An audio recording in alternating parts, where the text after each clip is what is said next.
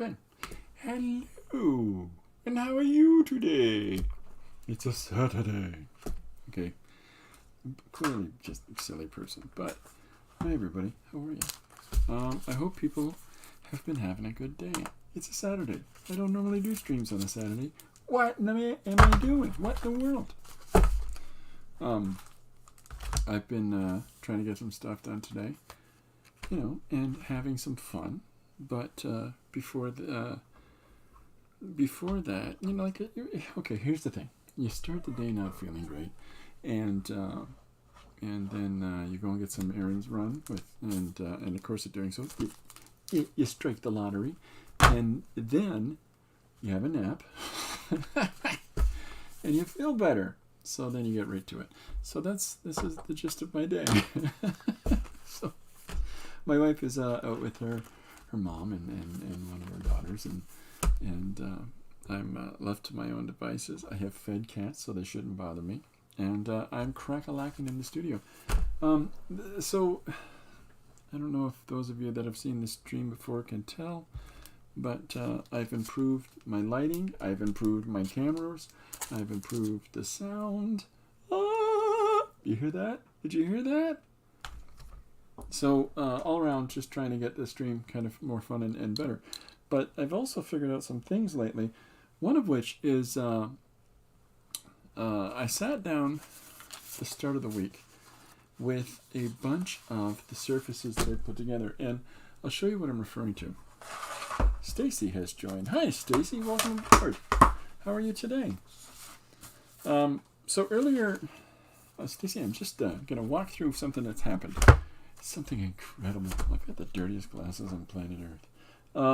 Okay, so at the start of the week, I've been assembling all kinds of pages like so that incorporate jelly plating, they incorporate mixed media, they incorporate like mixed media editions, like pieces of tissue paper and things like that. And this is a piece of an old library sign-out card.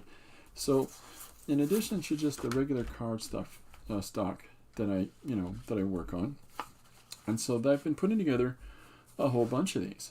And in the course of doing so, I've developed up a fair amount of material on which I can work on, and yet, there's a jelly plated image here.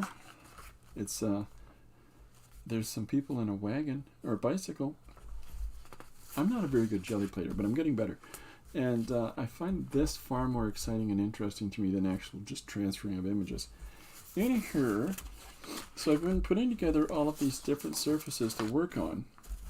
And then at the start of the week, I did a little bit of cleaning in the studio, and I discovered that I have turquoise and green was nice. Nice. Which one was that? Is that this? Turquoise and green. Oh, that's blue and green. It's someplace. No. So, anyways, I put these all together. Thank you, though. I put all these together, and I've done nothing with them. Because I just keep making more and just keep making more. The dots. Oh, yeah. Super cool fun. Thank you. Which is that's this one. Hey, yeah, cool. I'm glad you like that. So the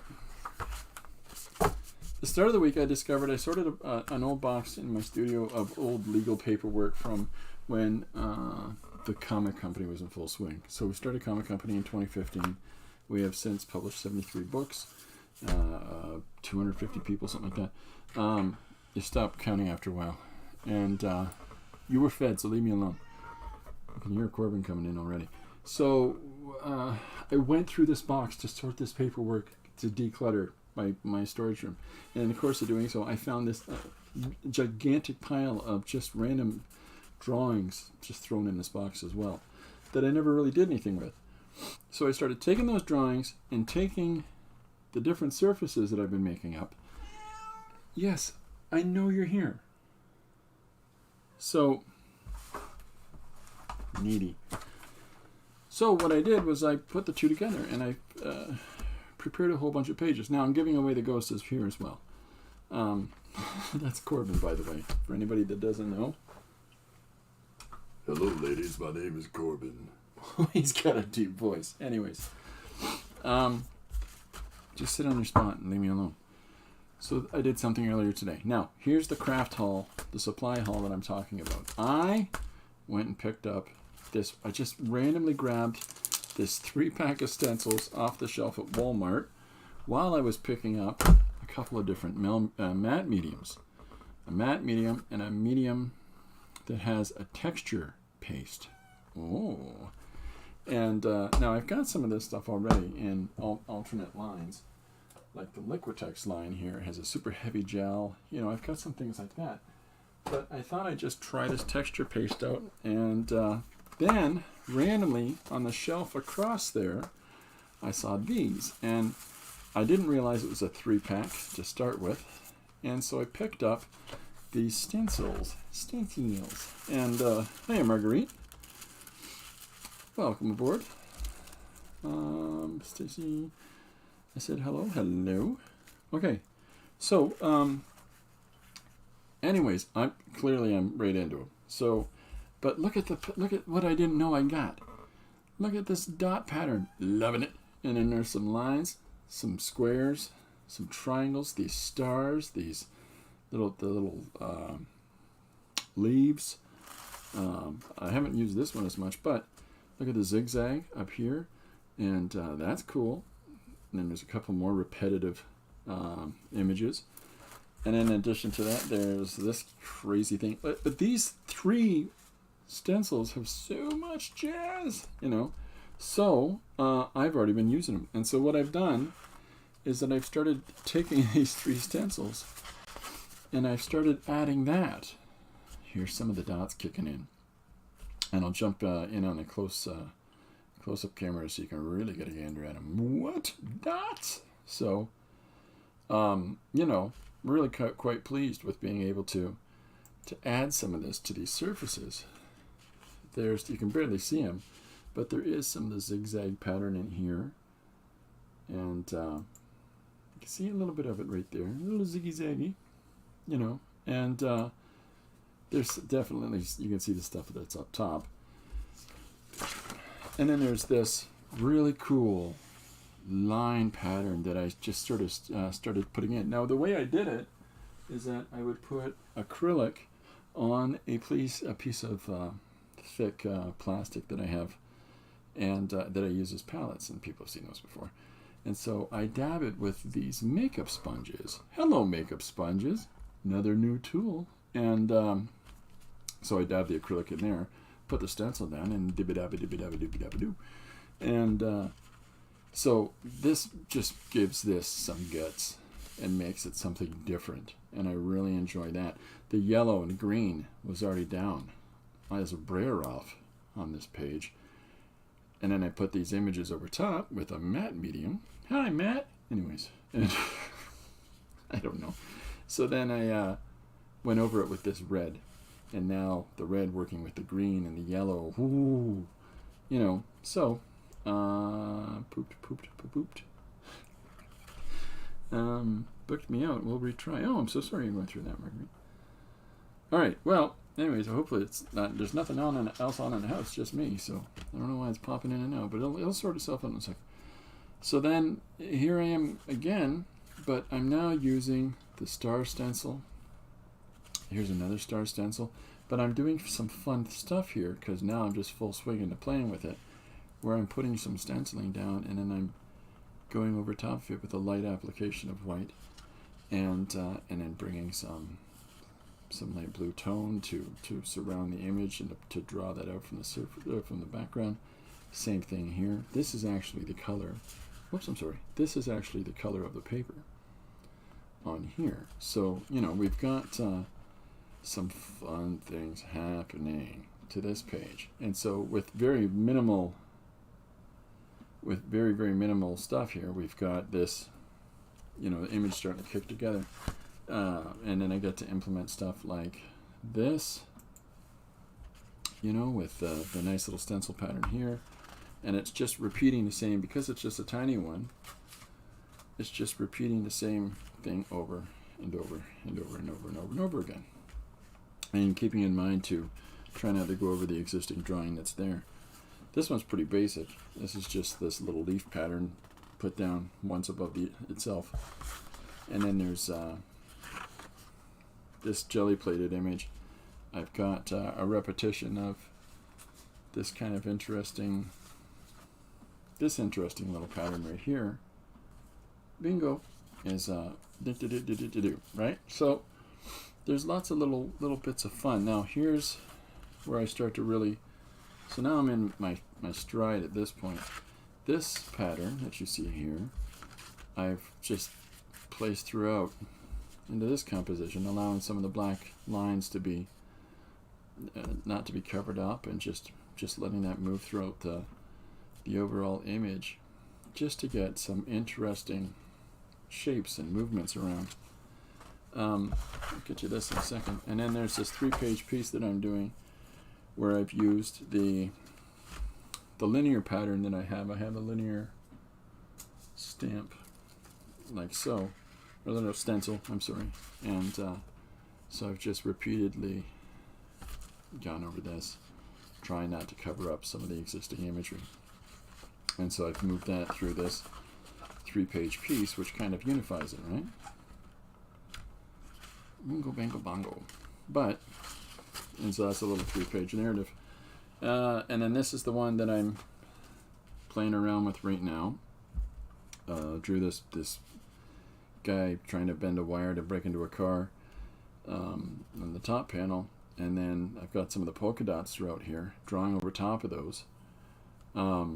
It's one of those things where you start, you sort of hit that, I've always done mixed applications, services and stuff like that, but I tend to really lay down flat images and then incorporate pen and paint and things like that together. But now I'm just kind of losing my mind.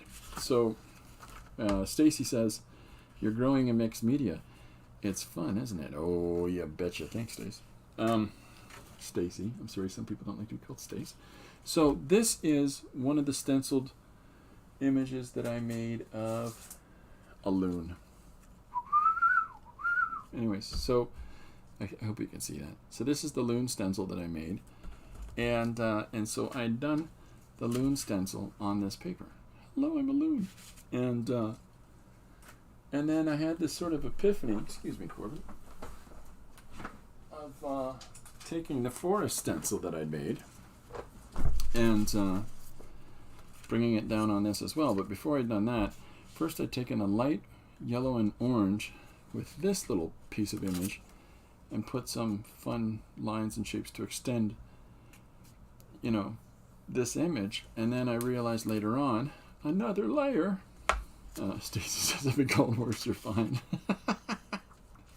Just don't call me late for supper. So then I went over again with white, and it gives this nice, it really does feel like layers on layers on layers. You can sort of see through, and I like that. But then, and here's where, I've just completely lost the plot to this novel. But, so I took the forest stencil that I've made, which is quite dirty at this point. So I took this and I laid it down on here, and I did the 3 little bits of business. Okay, uno, dos, tres. And then I realized, I'm going to add one more over here on the side just to bring it all the way across. And then I started playing with it a little bit more. I went over again with little yellow punches to make the trees more dense and overlapping. And then I came in one more time with white, and I put the occasional white little poke there.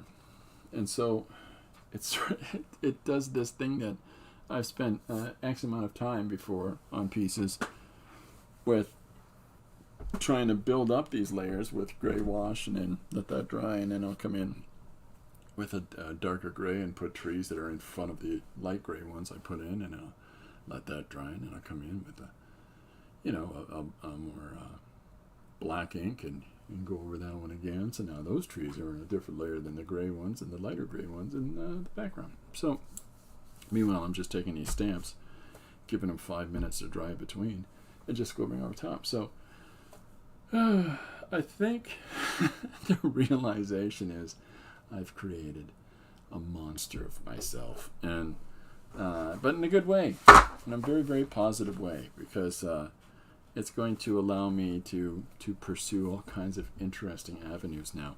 Even this little dash line that runs through here is just this little, almost these little afterthoughts at the bottom of these stencils.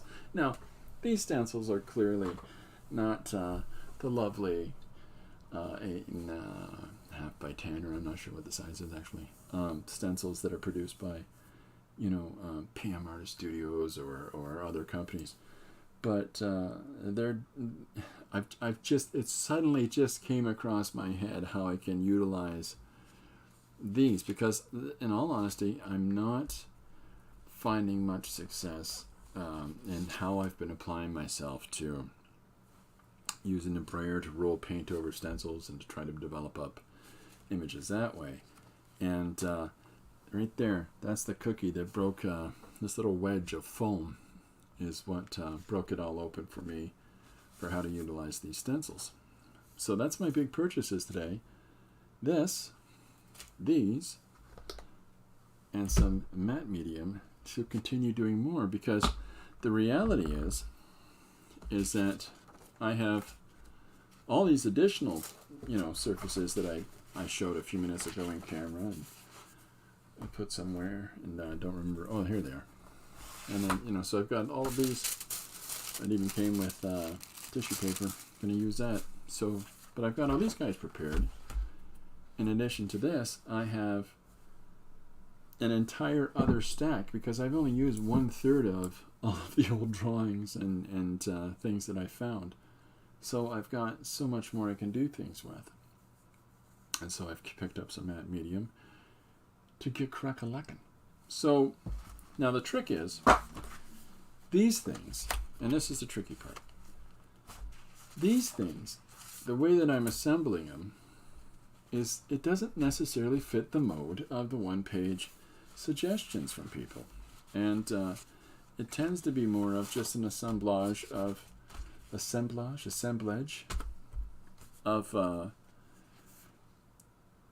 different imagery and text, and I have, and I've been flipping them over, let them eat, as I'm trying to, what are you up to, bud? You want over? You coming in? Harasses me. I'm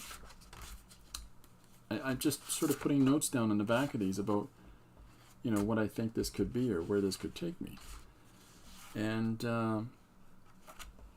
just an idea of what sort of comes to mind as I'm assembling the images together. Like this one is the Eagles. Oh, I remember this now. So I'm putting this together, but these clearly aren't eagles. But for some reason, this made me think of, the Eagles, man. I don't like the Eagles. I don't know if you've ever seen The Big Lebowski with Jeff Bridges, but it just started making me think of that. And so I wrote down the Eagles on the back. And so that associative, intuitive way of idea generation of what is this what sort of comes to mind while you're doing this, is what I'm tapping into there. Now, where I go with that, I don't know. It'd be a mixed media art journal. Oh, yeah, that's true. That's very true, Stacey.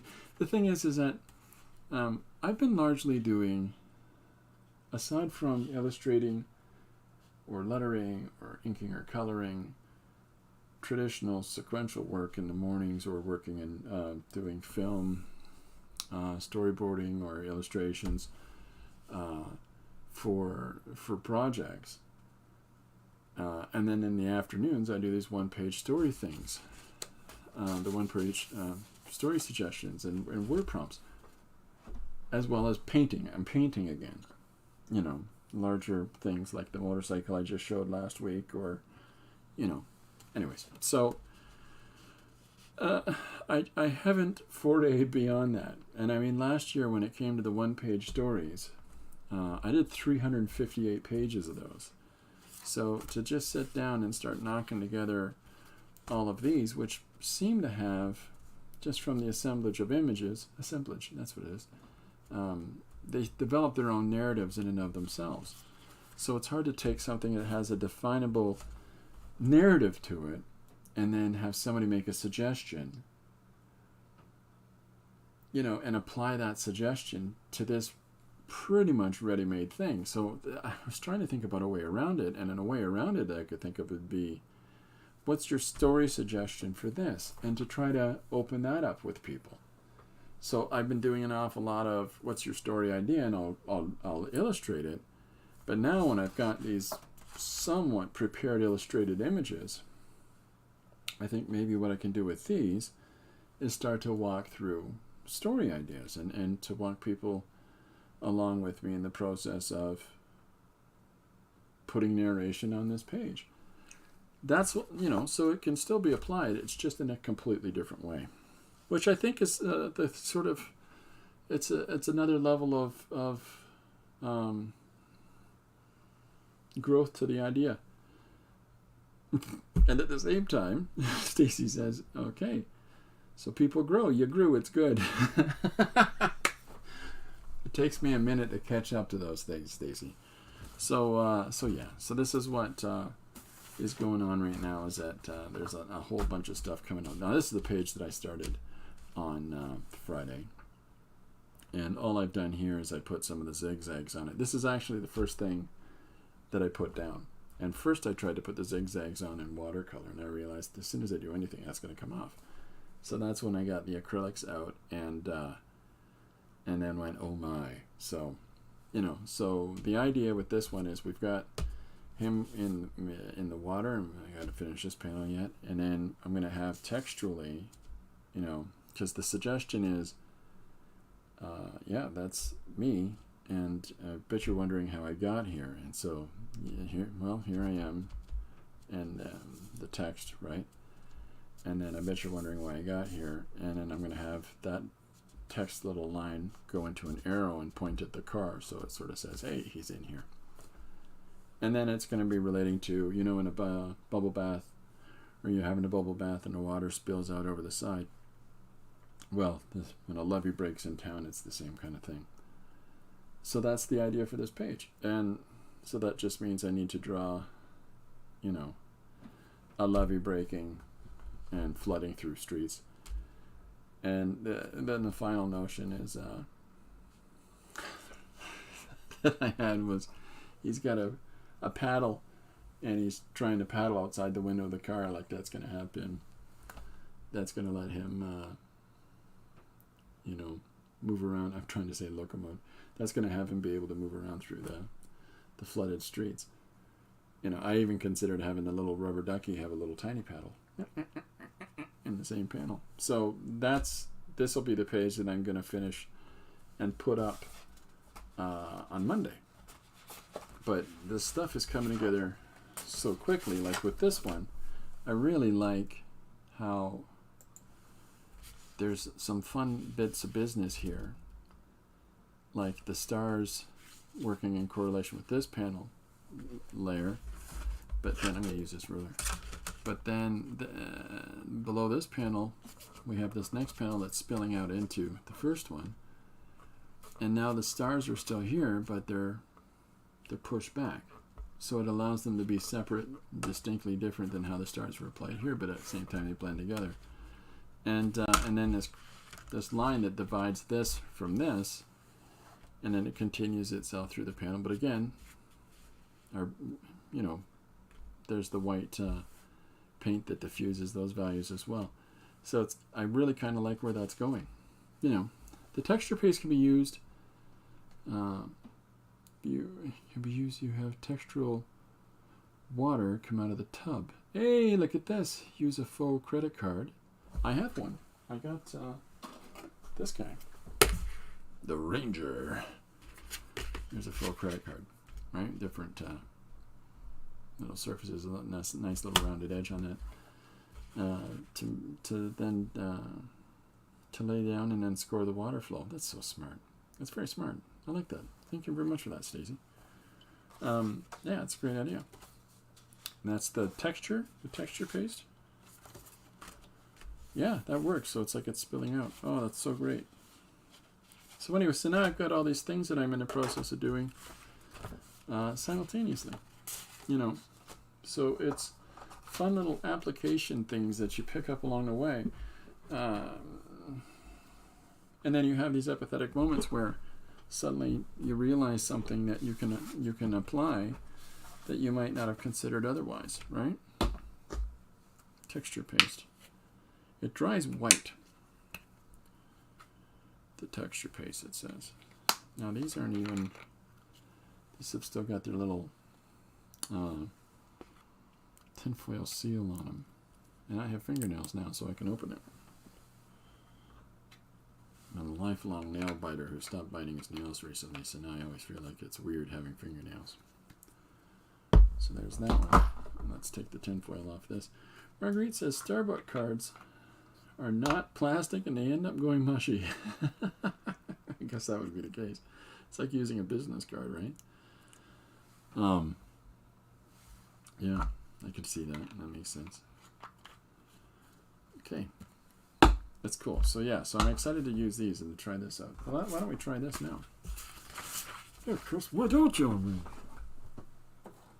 So this is what I was referring to by my palettes. Can you see it? Can you see my palette there? Can you see it? Anyways, so I'll put stuff like down on that, and then when I'm working over top of whatever it is I'm working on, it just sort of lets me still see what the project is underneath, right? Stacy says you can paint over it. Yep. I can't really hear you. I'm in Starbucks with headphones on, and the limits won't let me turn up the volume any higher. Marguerite, you just look at everybody in that Starbucks and you say, shh, Chris is talking. They should quiet down for you. You know, look for a guy with long hair and say, hey, you, Lord of the Rings. Quiet it down, Christopher Stocking. Ooh, I like that. I might not even paint over that. Now, next thing I gotta fix is my squeaky desk. It's granular, eh?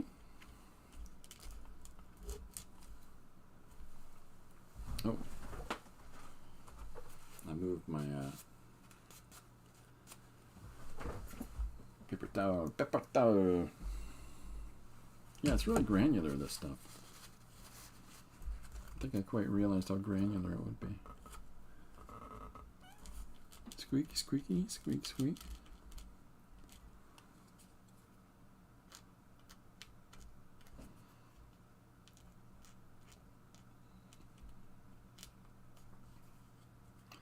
Rubber ducky, you're so fine.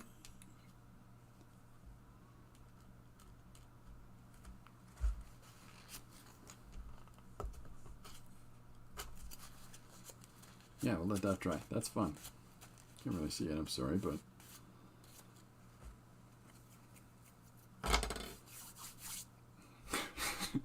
look for somebody with long hair and call him Lord of the Rings. I don't know what goes on in my brain.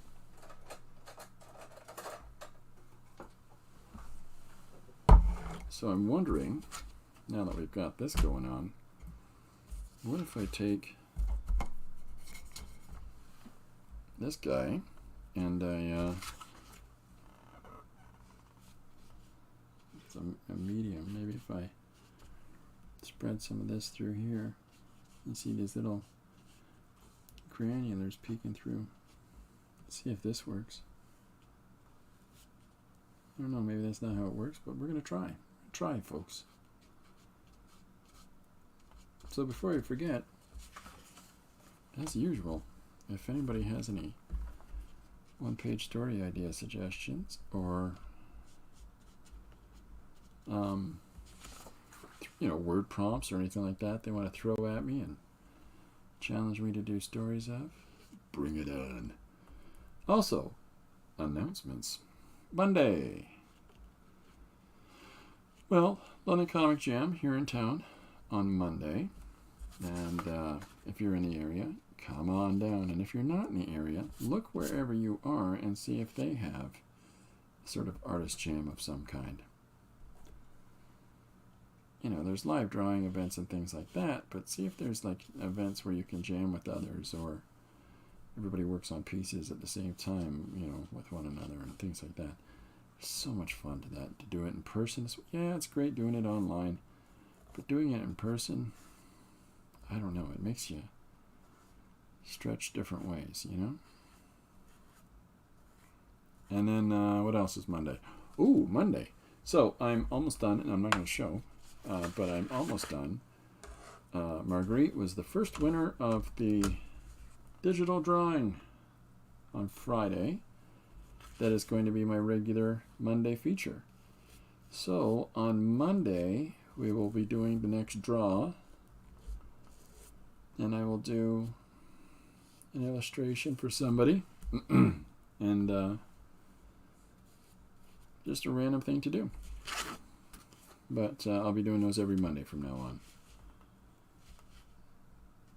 Just something fun for Mondays, you know? Monday, Monday. You can see the sort of granular bits of business peeking through it. I like that now. I know I'm using the texture paste very thinly, but just try it right away. First thing I start doing is trying different things that aren't necessarily the way it's supposed to be applied. So yeah, so Monday, I'm not sure what time, halfway through the stream I suppose, but I'll be doing a draw between 1 and 50, 1 and 20, whatever, for somebody like that. I've drawn a mermaid for Marguerite, and so I'll show that on Monday, well, after I've sent a copy to Marguerite, but I'll show it during the stream on Monday, and then we'll do the draw for Monday. Oh, that's right. I got one I gotta send to Jim Lujan as well. Busy, busy, busy. So, as I usually like to ask, if anybody's got stuff they're working on, they want to tell everybody else about it, you're always welcome to do so. Now, I've been enjoying popping in on a Stacy stream now and then and seeing what Stacy's working on at different times, so I encourage people to do so as well. It's a fun hangout space.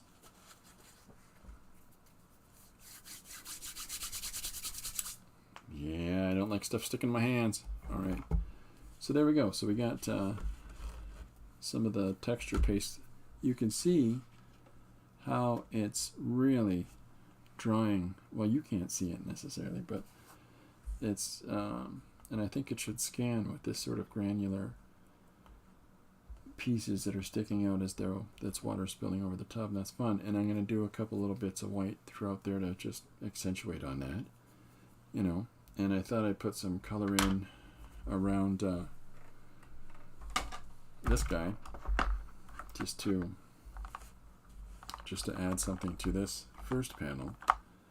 I'm trying to restrain myself from getting too adventurous with too many values in here, because I kind of like the subdued palette for it. You know, I just sorts of likes that. Let's see what we can supply. A little bit of whatever you want to call it, drab, olive, sap. There's so many different ways that these colors are listed. Basically tack, glue, and paint. Here you are. Yeah.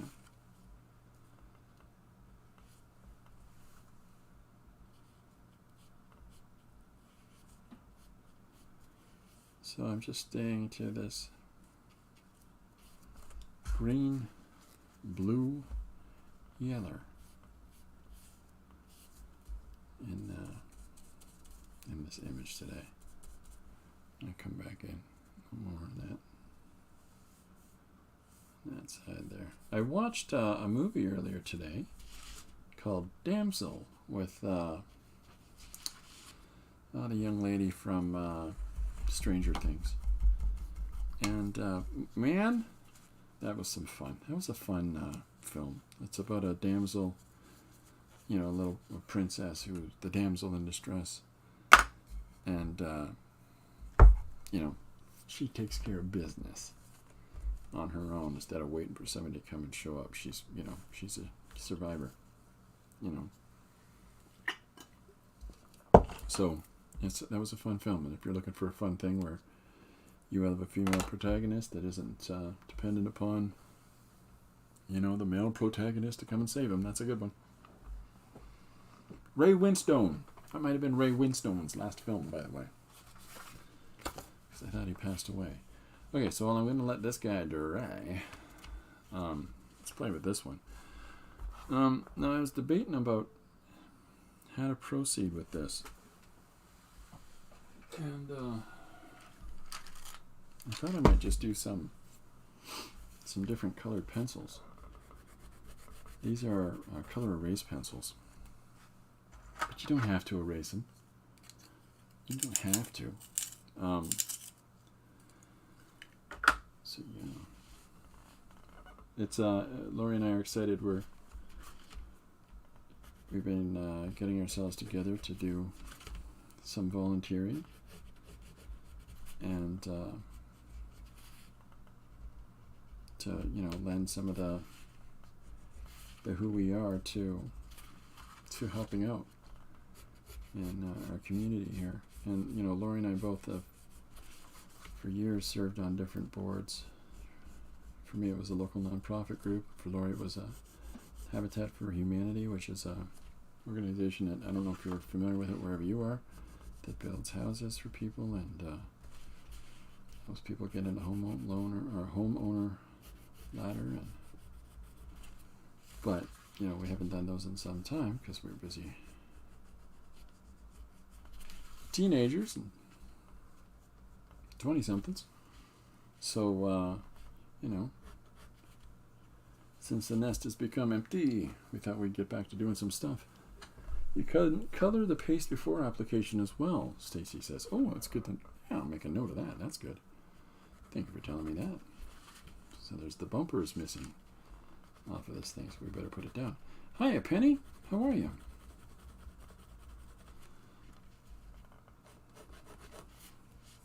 So we'll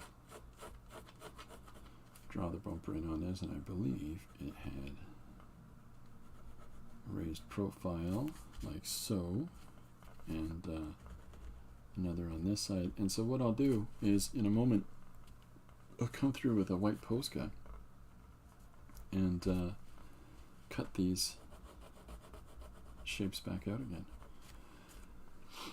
So yeah, so this is just sort of pulling this image. I'm just doing a line, a little contour line around this car, just to pull it off of the area in behind it. But let's come in this Posca.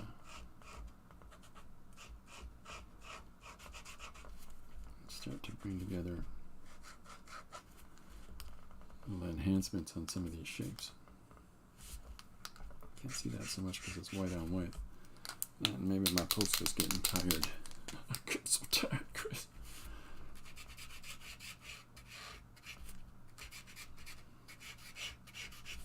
There, that's where it's really starting to pop through. That's why it's on the surface it isn't already the same value. Gotta give it a little shake. Shake it up.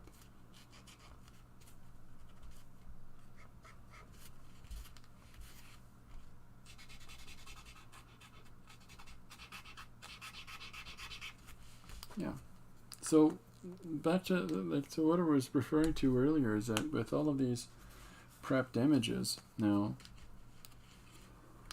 yeah, I think that what we'll do is we'll start taking ideas about what kind of, you know, what kind of narrative direction can we put together with some of these pages. Like the suggestion that came to mind with this one, and I'll pop back out so you can see the whole thing, but the suggestion that came to mind with this page is risky speeders. And so the reason I said risky speeders is that here's two fast cars, right? And the idea of movement because of the shape, sort of directional lines that are happening here, the opposite directional lines that are happening below. But then I've got a person in a doctor's or nurse's outfit here holding an oxygen mask to go over somebody's face. So, the idea that, be careful. But I never put text for this. And so what this is getting back to what I've been sort of mentioning is that maybe the idea for a couple streams is that we walk through some of these prepared images and put together the dialogue together. Finish the page instead of start the page. So I thought that might be fun for folks. And it's interesting also to walk through people's creative processes as well. So I'm going to highlight around these stars to pull them up off the surface. I'll move to the other camera so you can see a little better. I'm so sorry. Okay, so now putting a little white Posca outline on these stars makes them jump right off the background. I think that's kind of fun.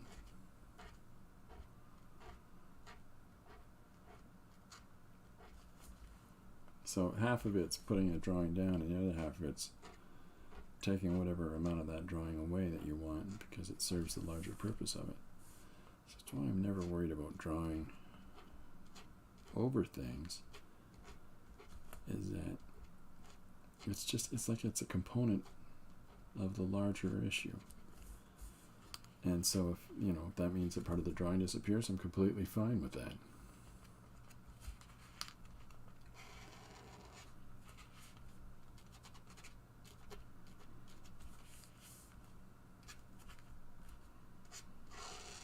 It's a flashy car, huh?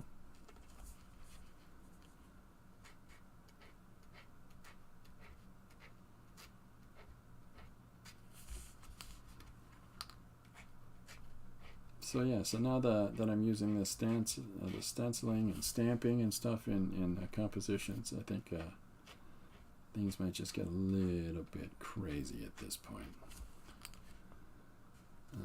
Stacy, redacted. It says redacted.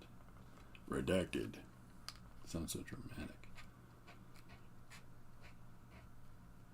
Hi, balcony people. Anybody that's joining in and not engaging in conversation, you're always welcome to. Don't be afraid.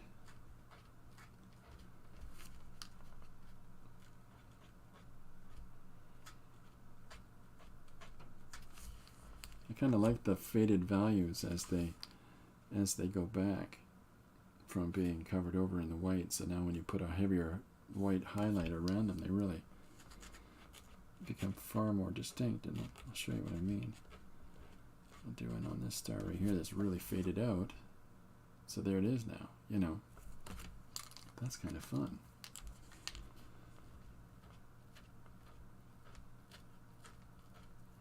The other one that I'm kind of keen to take someplace further is the really bold one, this one. There's a part of me that is interested in seeing where I can go. Now, I did one the start of the week. These are the ones that I did earlier this week. And so there's this and this one and this one. Now, this is the same stamp, right? And so what I did with this one is I took a white pencil and I highlighted some of the contour of the bird. This one is far more blended in, but I think that might be a fun application as well. And but with this, it's so crisp and on the plate that with this one it's so much more subdued. So it's going to be interesting to see how the difference of how that translates, and then the fact that I tried to carry over the same value of the really deep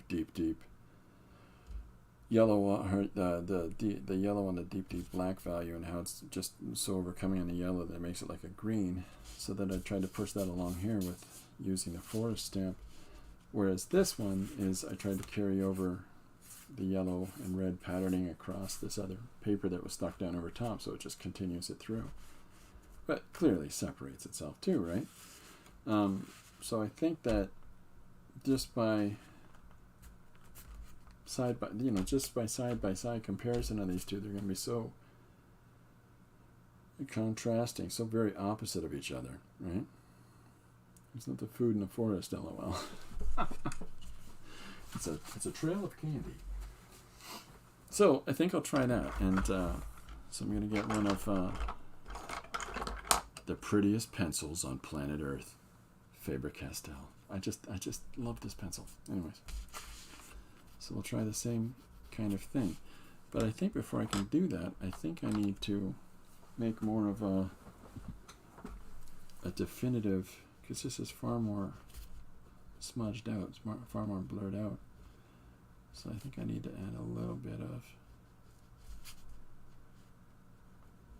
shape to the edges of this guy. Just on the outside edge, I think. I don't want to interfere too much with that interior. I don't kind of like what those lines are doing.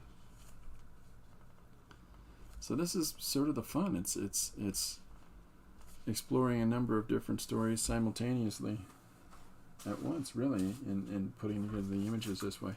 This is the original stencil that I made for it, and so I've just put this here in order to remind myself of where some of these lines actually are.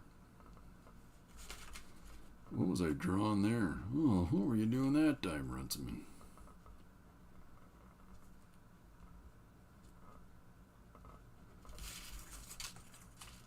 Boy, there's a lot of smudging and moving around in that. It's kind of fun. Marguerite says, the bird is like looking down from a tree at figures of people in a forest with a rifle or something. Stacy, that's kind of fun. I like that.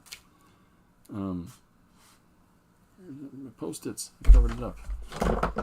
Let's make a note of that. Bird looking down from a tree, so we'll put him on a branch. From a tree at figures of people in forest with a rifle. That's great. There we go. There's our narrative, folks. With a rifle or something. There we go. There's our narrative. Thank you, Stacy. Well, let's pursue this. So we've got the bird up here. Now, what I can do in order to sort of move along into that idea, I think I should put some leaves, and let's do the tree. We'll do the shape of some branches in and around that. Let's pursue that. So what shall we? You're going to show up. So these Faber-Castell, the white for these is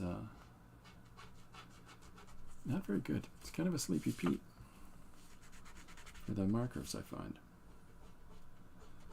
See, you really got to kind of say, hey, come on, fella.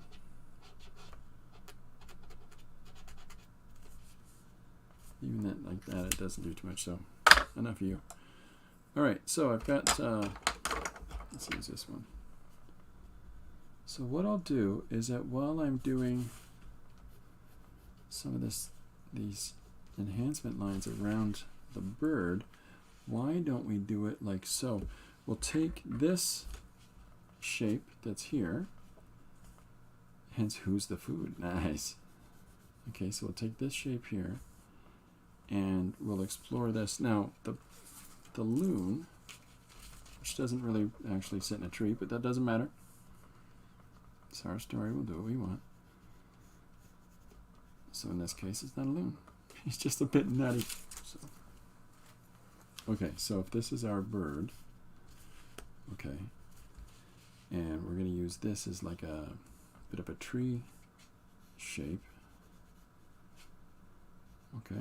Okay, sound good? It's not so bad. So what we'll do is we'll put, because we've got this sort of green base, instead of trying to draw in leaves, let's take out leaves. We'll put some of those shapes for the leaves in here. Start to suggest the leaves in the tree. I'll move in for that. Or have I already? Give me a sec. Let's get closer. You can see what I'm talking about. What are you talking about, Chris? So, cutting out these leaf shapes now and using the base color that's already down. Oh, we're so sneaky. We are sneaky. You're sneaky. You guys are sneaky. I just work here. So we'll carry that over a little bit more. And then we will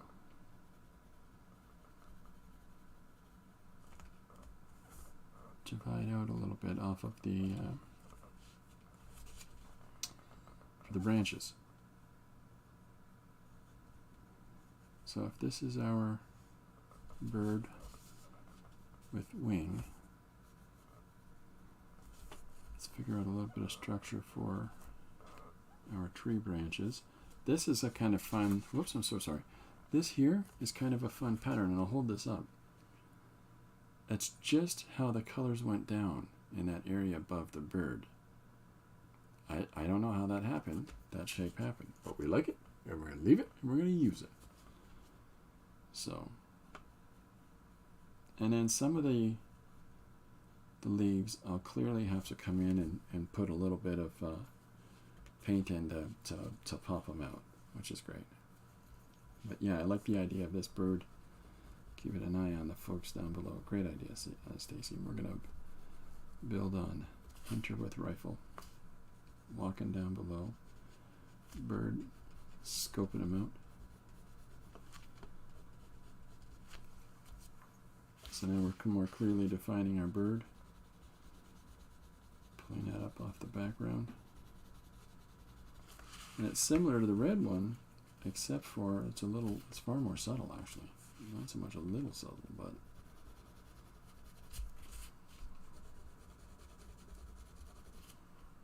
so I think that coming at some of the pages this week of just taking the established visual images and trying to come up with a story together might be a fun way to do it.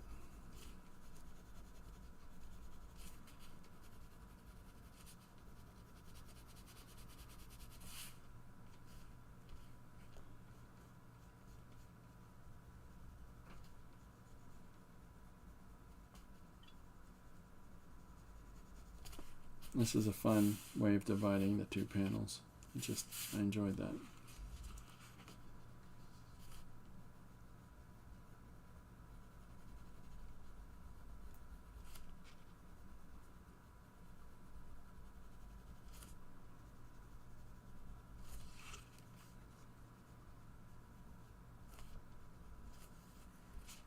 All right, sort of a spooky, the bird of death. Dun dun dun dun.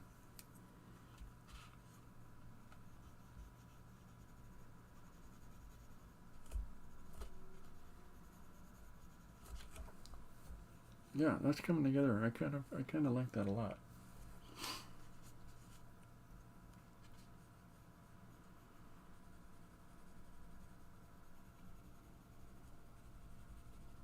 While this patterning that's up here doesn't necessarily represent anything, I just kind of like how it adds a little something to the overall. You kind of try to work some of these leaf shapes into this area here as well.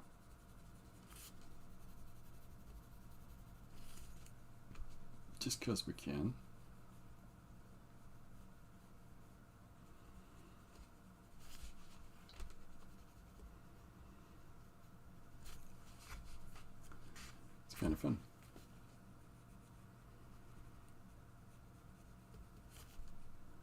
But what does this symbolically represent? Bird. Ah, there you go. Stacy is just validated by saying the moonlight through the trees. Yeah, it's great. I like it.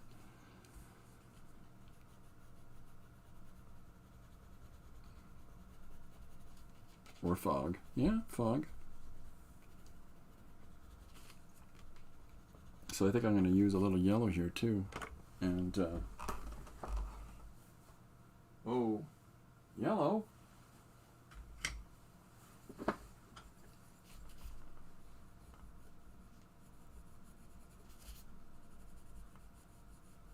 Just because the yellow on the black, of course, looks more like a green, right? It just carries forward this. Looks like we know what we're doing. Well, maybe I don't know what I'm doing.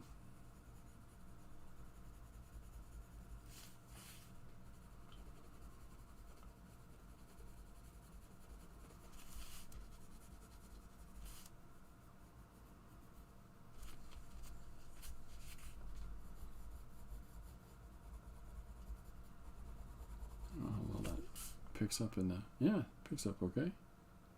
Yeah. Yeah. Mm-hmm. Oh.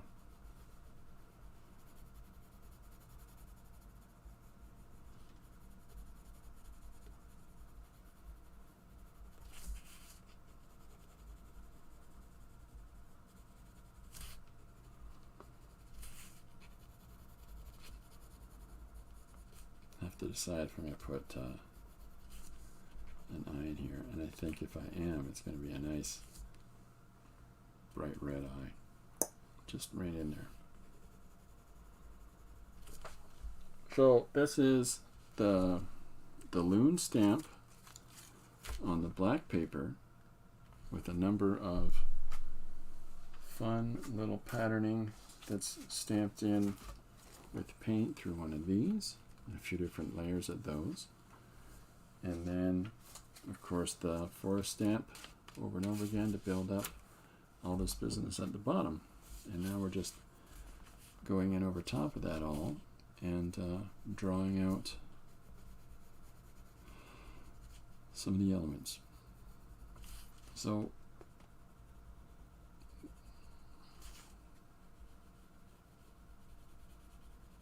just going to make this look like it's a branch of some kind, but just separating it like that, right? Simple thoughts for each food. Oh yeah, there you go.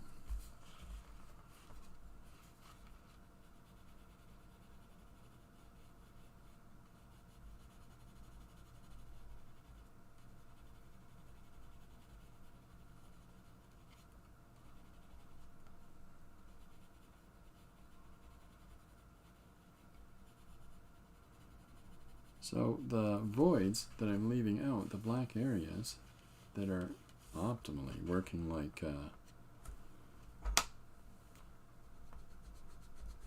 you know, it's negative space, right?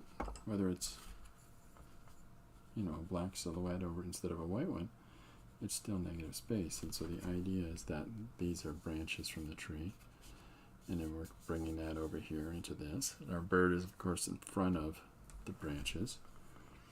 And then I'm going to have to, with this idea, I'm going to have to come in and push this back here to get a little more interesting shape in that branch. And then we'll come through in here. A little more, just to draw these shapes out. I'm going to go back in again.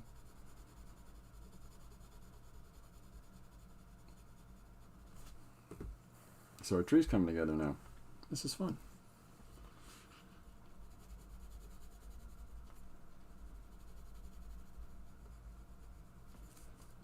So there's so many different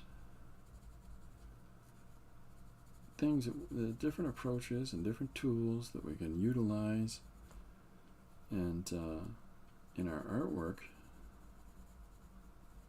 You know, that I think it's the trial and error process of just getting into it and making some marks that helps us, our awareness to open up in exploring these different things that we might not have considered otherwise. And that's a lot of fun.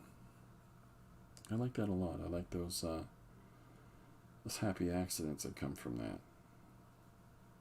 Of course, suggestions and insights and ideas that other people have from the way that they've utilized some of those tools. That's always nice.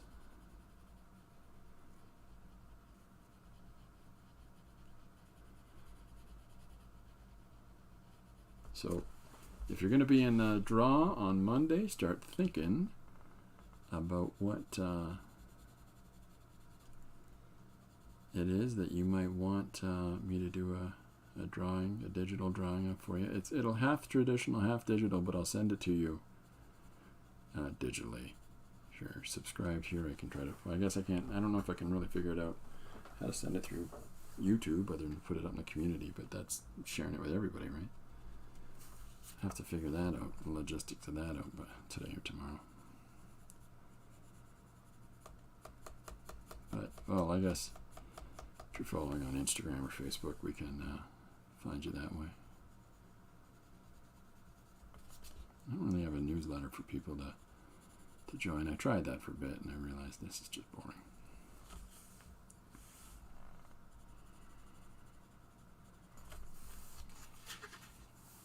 So even if it's not a clearly representative, representational tree here with proper branches and whatever else, we know it is because, we'll just sort of put all the little suggestions of it together ourselves, right? That's the idea. So let's draw this bird out a little bit more over here.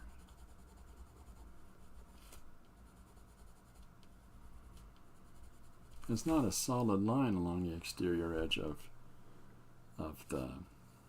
the dark bird, the duck of death.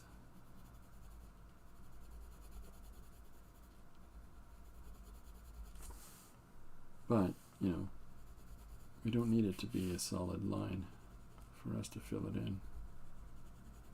We look for those patterns, right? Okay, friends, I have to go. Take care. Thanks, Penny. Thanks for stopping by and hanging out. Good to see you.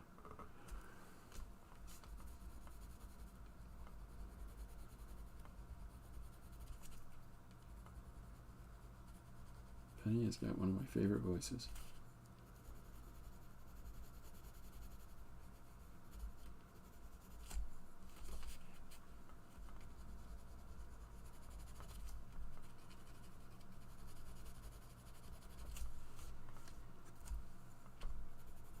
In person it doesn't come off as so impactful, the yellow, but looking at it in the screen, which is how it's going to look when I scan it, that yellow just whack hits you. It's far more, it's a really light application, and yet it's far more opaque, or far more, I guess, voluminous in value in the monitor, and subsequently it will be in the scans as well.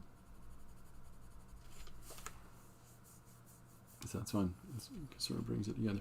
Now the question I have to think about here is how do we do some enhancements in the bird without getting too carried away. I kind of like the flame aesthetic off of the wings here. So maybe, if anything,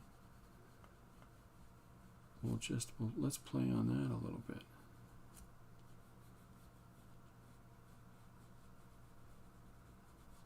So rather than clearly define the bird, let's move the bird through this visual aesthetic that's come through by putting some yellow and red through this stamp here.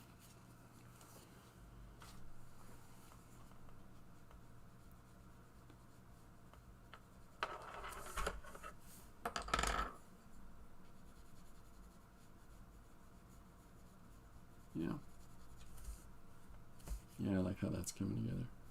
It looks like I meant it. those are the things I talk about when I talk about the opportunities that come along the way.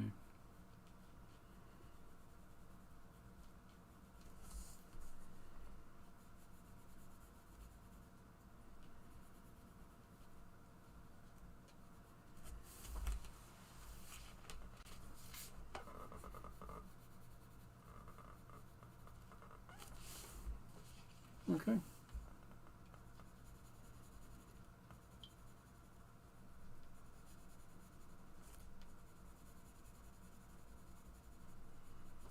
There's certain textures you can only get through printing or through,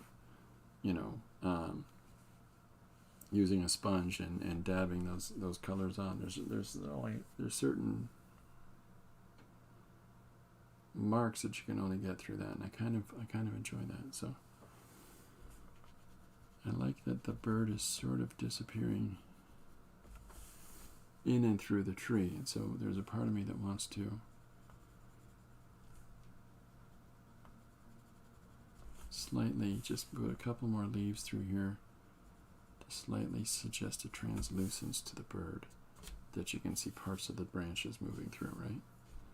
That's right, Chris. And there's just a couple of white lines through it.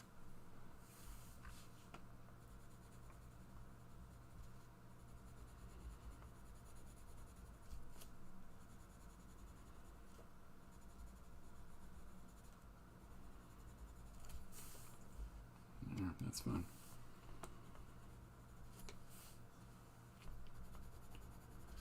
All right, so here's our bird of death. Da, da, da, da, the duck of death. And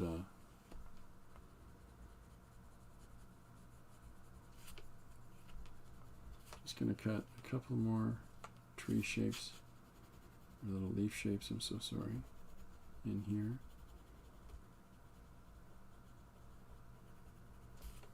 Just to sort of root this as though it's another branch. You can also use sea sponge, different textures, or scratch up a piece of cotton, kitchen sponge. Yeah, I've got a few of those in the studio that I'll use, but I primarily, some of these things, I primarily only use them in my canvas paintings or my large drawings. Like behind me, I'll do strange. So this drawing here has all kinds of pieces of paper in the background.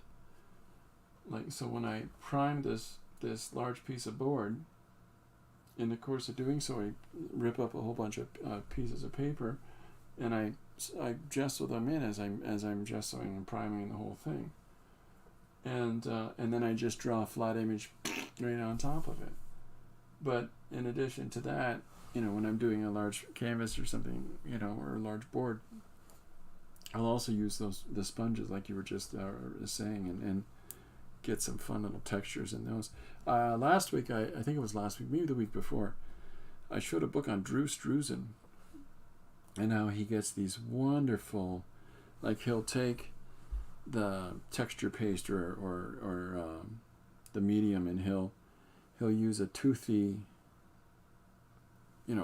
some sort of card, but with a toothy pattern to it, and he'll do these contour lines around the core subjects, and then he'll take pencil crayons and he'll lightly go over top of it, and so that's how he gets these kind of shimmering halos around the edges of some of the things in some of the characters and spaceships and things in his paintings. So I'm going to try a little bit of that, and I have made a tooth, one of these with I've cut into the edges of it, so that it's like it's got teeth now. So I'm going to try some of that. If you get an opportunity, look up Drew Struzan, D-R-E-W, and last name S-T-R-U-Z-E-N. And he did all the posters for the Indiana Jones movies and the Star Wars movies, or the DVDs, and phenomenal work. I mean, he did the Goonies poster. Like, he was in the industry for a long time. I think there's a real problem in motion pictures today that they've got away from packaging the posters for the films, for the VHS, DVDs, whatever the Blu-rays now. But we've got away from that. Now it's just these photo montages with the principal characters and maybe one setting. More generally, just fade out twilight, shining behind them, or, like an explosion, whatever. It just loses the feel to it. So, okay, so we've got this, and now let's look at let us look down below at the trees. So I'm going to want to put right here a hunter. I'm a hunter. So what do we got? Stacy's helping with the narrative today. She says, bird looking down from a tree at figures of people in a forest with a rifle or something. So let's put a couple of guys. Now we'll put one here in the foreground. And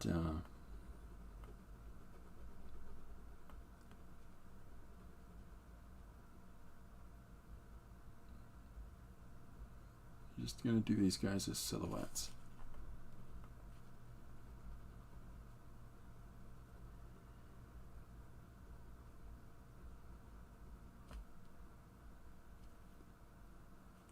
And this one's got a gun.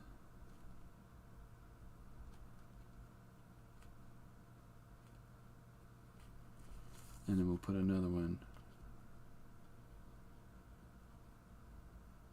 right over here.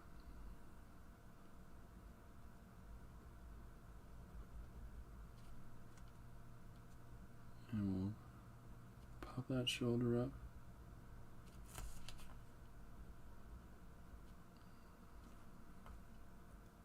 Hopefully you can see those. I got it on the zoom. He uses an airbrush as well. Yes, he does, Stacy. Yes, indeedly do. But he also is a really proficient, really soft and subtle line work with, he does oils. But he definitely incorporates airbrush.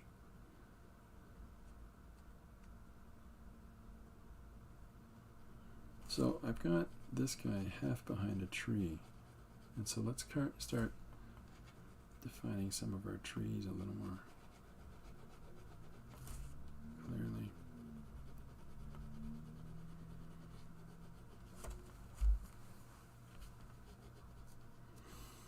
So now I can start taking some of these shapes and crossing them over each other and make it a little more complex to branches in the forest here. Yes, you're able to see some of that.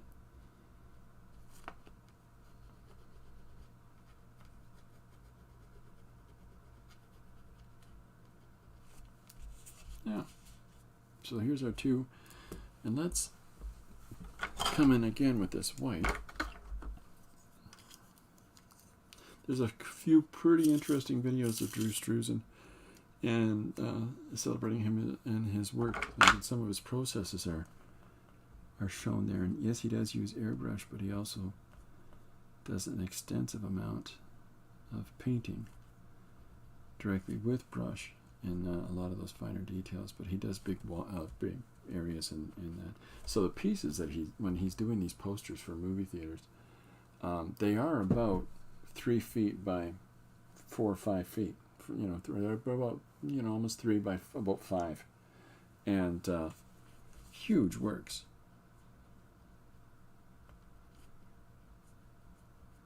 So I'm just putting a little line around him to draw his figure out a little bit. And we'll do the same for this other cool cat. Cool cat. Popping out behind the tree with his boom stick. So here's the two of them strolling along together.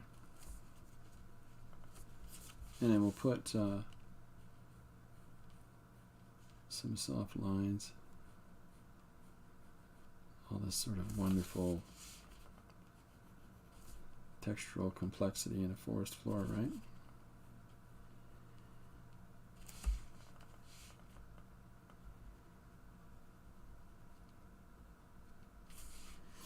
by putting these,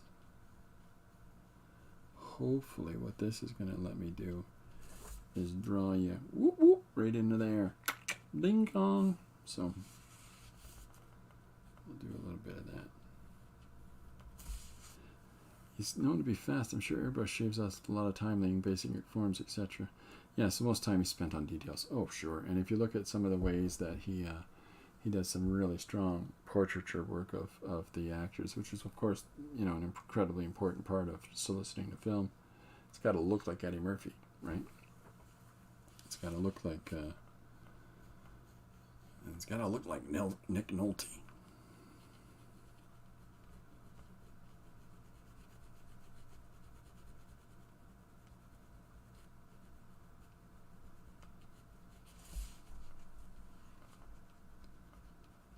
And I use some of that yellow in here too. So this is acrylic that I used through the stencil to build up the forest.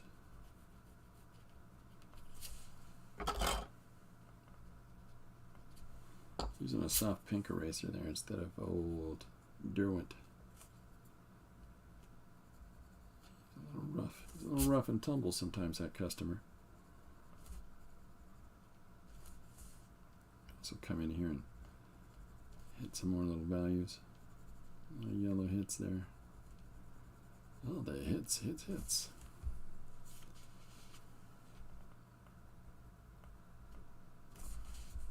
Yeah. It's funny, you know, this is such a different approach than this. Hold on, I'll show you the different ones at the same time. Working on this one today is a different approach than working on this one today. And also done a little bit of farting around on that. There's the other one I did a whole bunch on. Oh, this. You know, it's it's different applications on each one. That's kind of fun. Oh yeah, an hour 15. Let's go for a few more minutes and then let you guys get on with your days there. I'm gonna go do some vacuuming. Catatu Crafter's Retreat. I like that. That's good. It's a good name, Stacy, that you've got.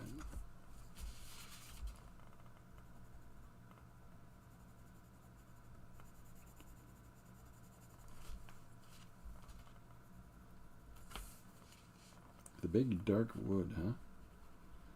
Spooky, spooky forest.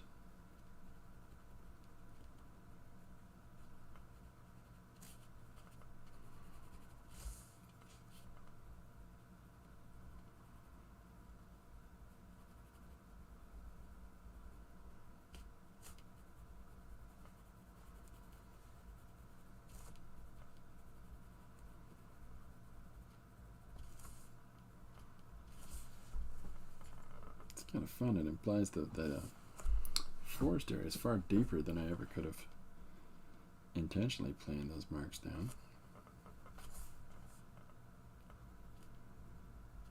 And you know, I learned so much stuff from watching the various crafting channels and seeing all the wonderful, fantastic, different aesthetic viewpoints and approaches to work that people have with those different media. And this just sort of hit me today about how I could utilize some of these stamping techniques in here. Marguerite says, I'll listen later, but it's supposed to help the algorithm to be here. Still running, but Starbucks is way too loud. I'm so sorry, Marguerite, that it's too noisy there. Look up. What did I miss? Wonder if the bird could cast a shadow on the ground. Oh, that's kind of fun.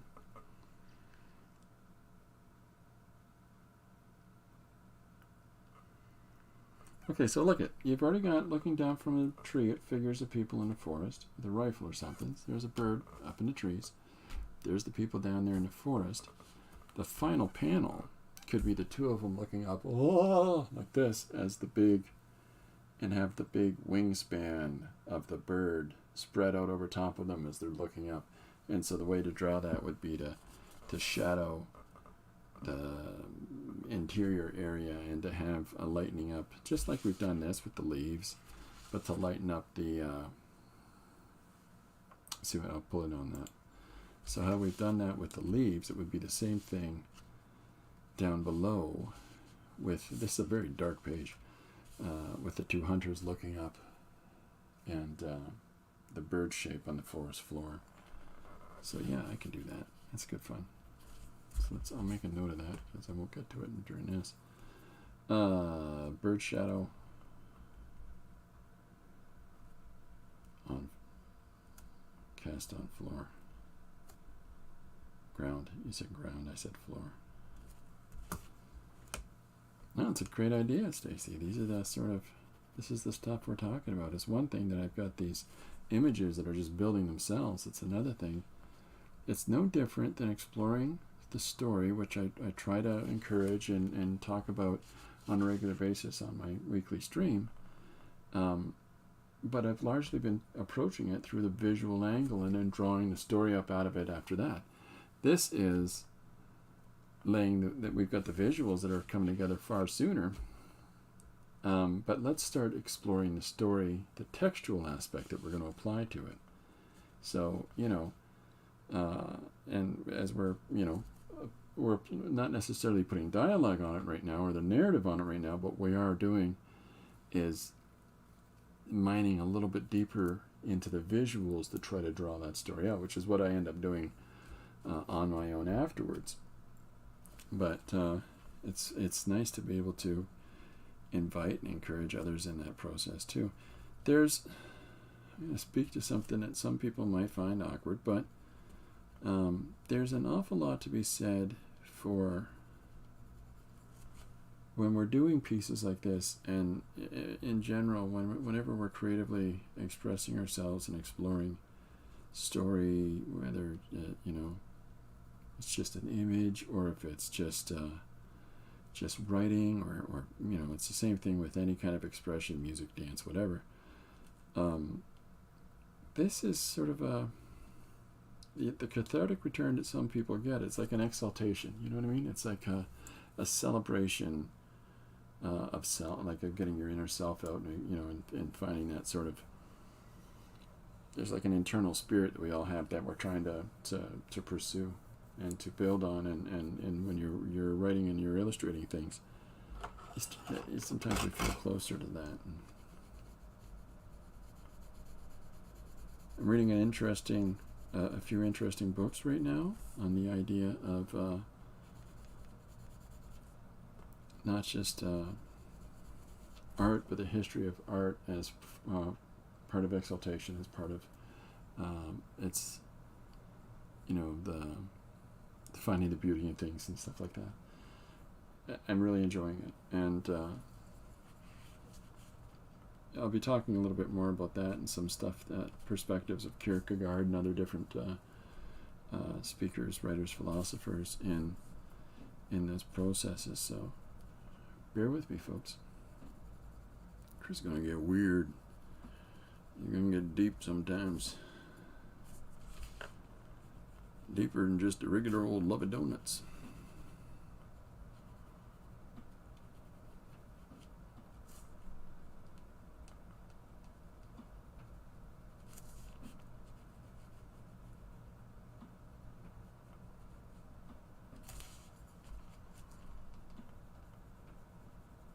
So the random little dotting and shaping I'm doing is trying to sort of replicate the modeling of light on the forest floor, but not too overpowering. But in this center area here now, there's all the kinds of interesting, senses of depth that we can start to look at and associate from that. The times that you've ever been in a forest, your brain retains all that. Stacy wants a donut now. Donut.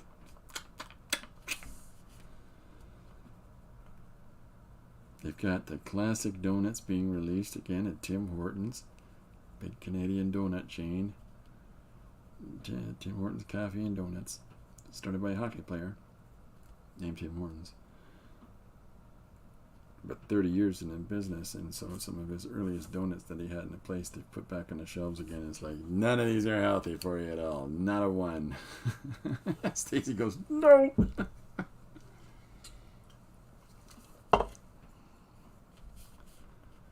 All right, well, this is, yeah, coming together kind of nice. I'm leaving some of these shadows peeking through because, you know, that's, you get shadows across the floor in the forest, so I'll leave some of that there, leave it be, and I think I might put a couple more across in this section here, just to sort of tie it together.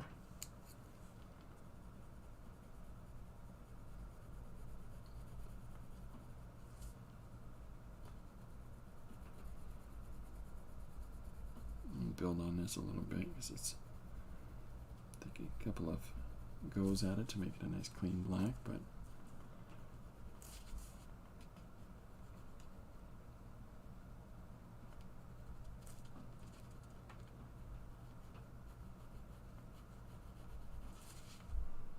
yeah,